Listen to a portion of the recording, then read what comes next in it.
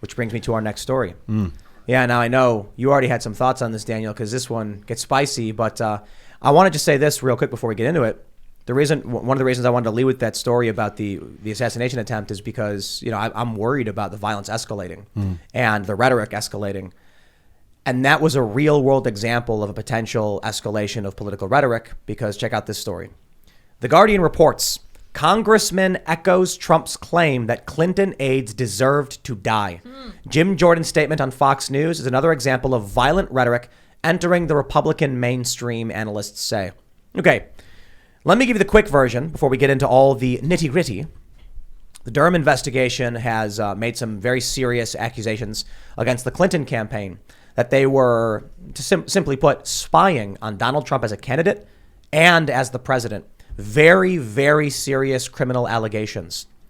Donald Trump stated in a stronger time, people would be put to death for this. Jim Jordan said Donald Trump's statements were right on target. Now, the media is reporting that Trump has called for the death of these people and that a member of Congress has agreed they should die. And that is a dramatic escalation of rhetoric. And to be fair, I mean, even Trump's statement was a little bold and probably not what we need to hear right now. But of course, the media is not going to sit back and say, Trump said people got the death penalty in the past for doing things like this. He didn't say they should get it. But of course, that's the narrative they're going to play towards. Yeah. And now we're marching towards, one side is going to see this and they're going to say, Donald Trump wants to kill these people. They're going to be saying this. See, if the fascists get elected, they're going to start killing people. You see what Trump said. Oh, you see what the Guardian's reporting. The Clinton aides deserve to die. And then you've got people on the right who are like, the media's lying about it. And the Clintons were committing very serious crimes, seditious crimes, and they need to be held accountable. Now you have the Democrat establishment base saying Trump's people are trying to imprison his rivals. Meanwhile, the January 6th committee is doing the exact same thing.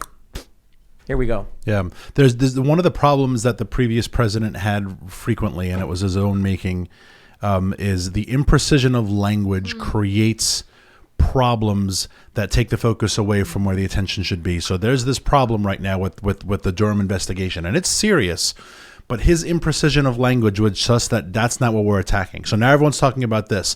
And the problem with that is that you want people to focus on the Durham report, but you've lured them away because you did not choose your words properly. By the way, this headline also is grammatically incorrect. My mom taught me such good English. I have to point that out because such good English. Such good English. Well, she did teach me such good English. She taught me English well. Yes. Right. Yeah. Deserved is past tense. Deserved is present. That makes it sound like they have already died and they deserved it. Yeah. Nice. It should be the Clinton aides deserve, like they are worthy, they are deserving, as you said it, they are deserving of death. Yeah.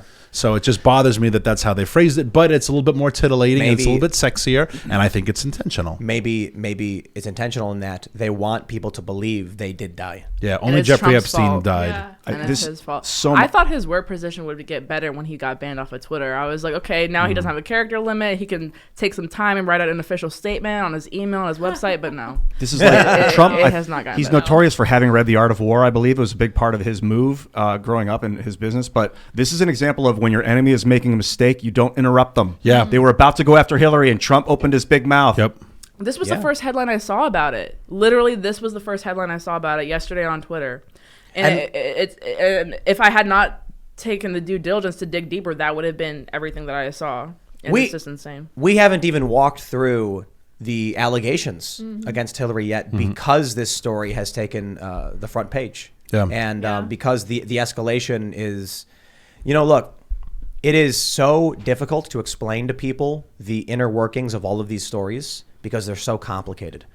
When I'm talking to people and I say, do you know who Durham is, the Durham investigation? Are you familiar? They're like, no, what's that? All right, let's start from page 1. And you got to walk them all the way through it. But when you get a headline that's like, Donald Trump says they should die, that's all they see. Yeah. And they don't know anything about why Trump said it. They can't understand. And so I see these memes all the time from the Democrat base, these lefties on Twitter and everything, genuinely confused by what's going on because they don't know what's happening because CNN won't tell them. And that's all they're willing to listen to and watch because they're irresponsible individuals. So thus they end up seeing these stories and they're like, who's Durham? What is it even about? Why is Trump saying that? Trump's bad. Oh, man. Yeah. Trump thinks these people deserve to be killed, and they don't know any of the background story. And again, that's the problem. You make the story about yourself also, which is a huge issue.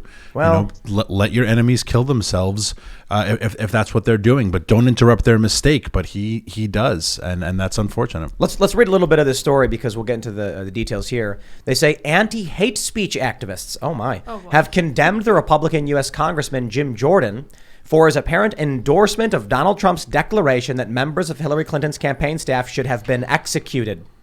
Okay. Jordan asserted on Fox and Friends that the former president was right on target when he accused Clinton's aides of spying on him, and that at another time in U.S. history, their crime would have been punishable by death. Trump didn't accuse them.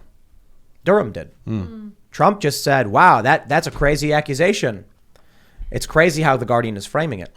But the positions of the Ohio right-winger and fierce Trump loyalist, who is resisting efforts from a congressional committee to explain his own role in the deadly January 6th riot that Trump incited. Look at that. That Trump incited. Look what they do. Yeah. Oh, my God. Serves only to stoke further the country's volatile. You know what?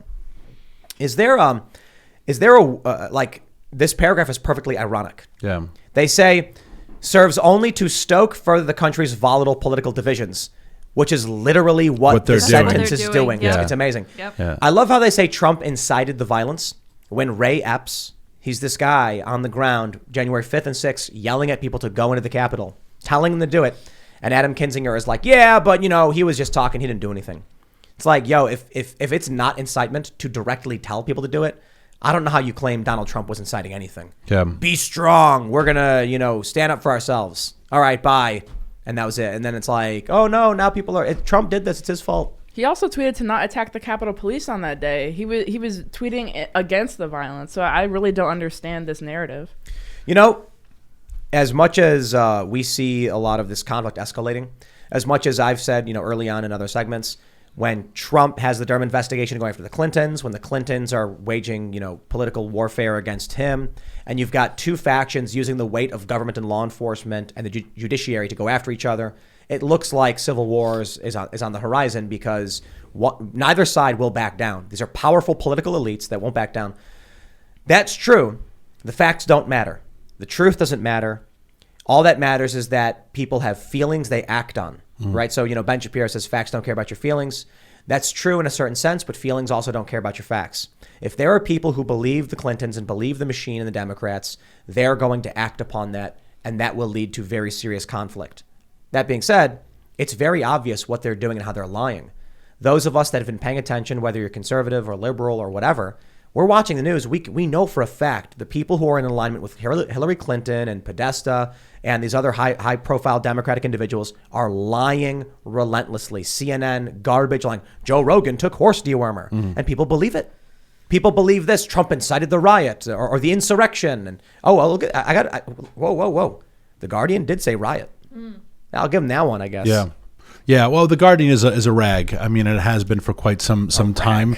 I mean, it's just pure propaganda, like a lot of the media. What was funny about the CNN stuff and the horse dewormer and all that is that then, as time goes on, not only do you find out they're a bunch of liars, but they're also a bunch of pedophiles, and they're all a bunch of sexual degenerates, right? I mean, like it's within 1 week, just make, for people who don't know the context. Sorry to interrupt, but within 1 week, we had two different high-ranking producers implicated. I believe they were both arrested and charged, weren't they? Yeah. Woo! Yeah, and so these are the people who are sharing the truth with the American people. So, it's frustrating that if there's an escalation of tension or growing tension, the media has a role that they're playing with it, and they of course are stoking these fires because they have a business, and their business is to get clicks and to get people to buy their publication. I mean, that's nothing new to the media. We've been dealing with this for 200 years, but that's what their role is in this incoming civil war. And what the or cold civil war that we're currently in, however you want to describe it, what we end up with is the media, these corporate interests accusing us of doing exactly that. They're like, they're grifting and they just, pander. The craziest thing is how, we have such a disagreement in the comments and the super chats on this show and the nuance and the Tim, you're wrong, here's what really happened, and us reading and going, oh, wow, we made a mistake on that one. And then you watch CNN, they have no interaction like that. CNN just gets stuff wrong and they don't care. Yeah. Sanjay Gupta admits to Joe Rogan on his own show, yeah, we shouldn't have done this, then goes back on CNN and Don Lemon goes, no, we were right. And Sanjay goes, well, you were right. It's just unscrupulous. They don't care. It's remarkable that there are people who just keep believing it and falling for it, and they refuse to do any research, to read outside of what's happening in their bubble, and they believe this insanity. But I tell you this, it's not just these companies want to make money. That's a big component of it. It's political. Yeah. It is their ideology. I mean, the video that's been going viral for the last day or so since this report came out is the Leslie Stahl on 60 Minutes with Donald Trump, where he talks about these things. And he says, they were spying on me. They were wiretapping me. And they were not. And she says, like, this is 60 Minutes. We're a serious news organization. Okay, so maybe the facts needed to come out, and they needed 4 years to come out.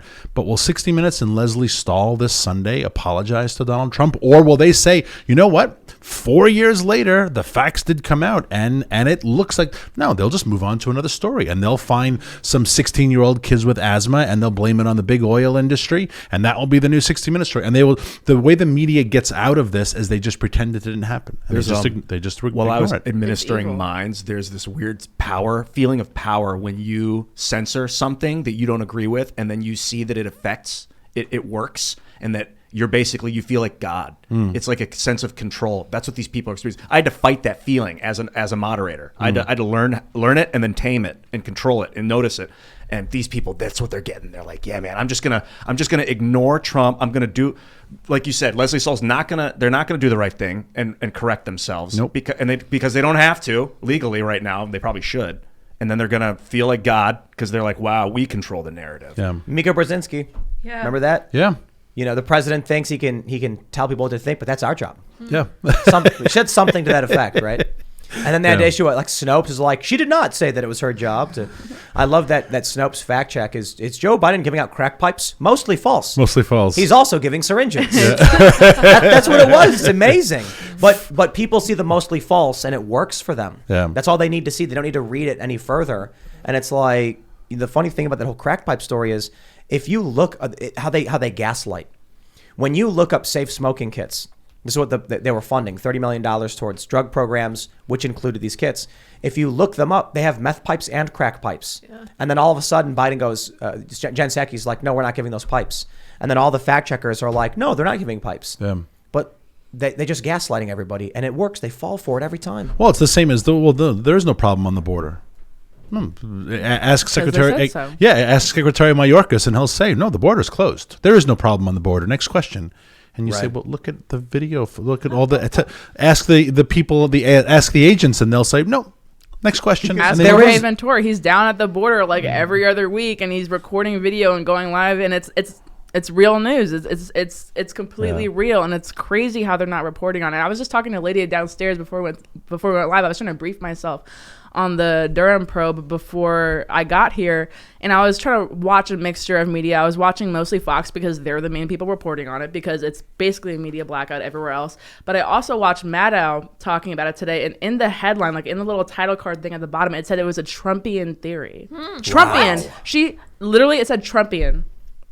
That's insane. That's how biased they are. How's this possible? I'm trying to reading the news. There's viral memes about the front page of CNN, and it's like there's 18 stories about Trump and 0 about Biden, and Donald Trump hasn't been president in over a year, and it's just what? And no media gaslighting is going to be greater than the gaslighting we're just starting to experience. That will be the rest of this year, which will be the COVID gaslighting.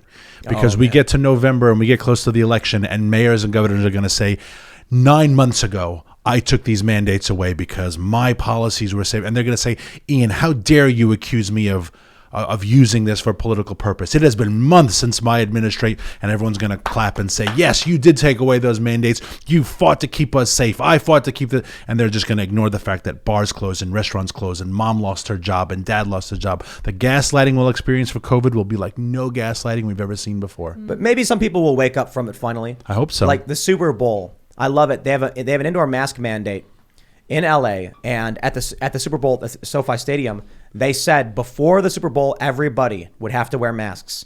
And then there's this clip going around where it's like the broadcasters are like, oh, look here, we've got Leonardo DiCaprio and Ryan Reynolds and Charlize Theron. It's like just showing all the celebrities at a party, and none of them are wearing masks. So at a certain point, if you've got, what was it, like 70,000 people 70,000 in that stadium, And many of them were wearing masks, but you got so many not wearing it in celebrities.